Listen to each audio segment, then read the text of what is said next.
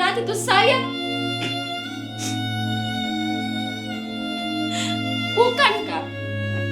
Bukan.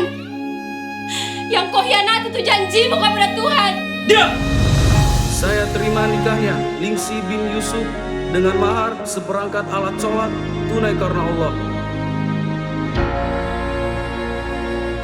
Ku tahu jika cinta tidak harus melibatkan 2 orang, tapi juga tidak dengan 3 orang.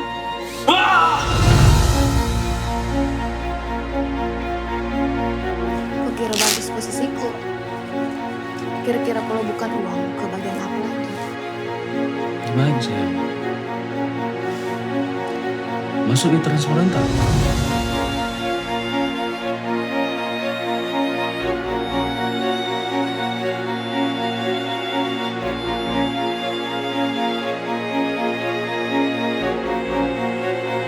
Oh, habis lagi Tuhan tak? Masa mau minta lagi? Nggak enak sama istriku sayang.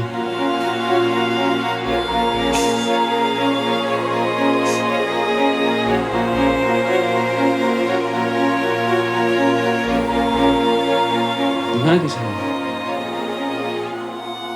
Bisa kita kirimkan ke uang 30 juta?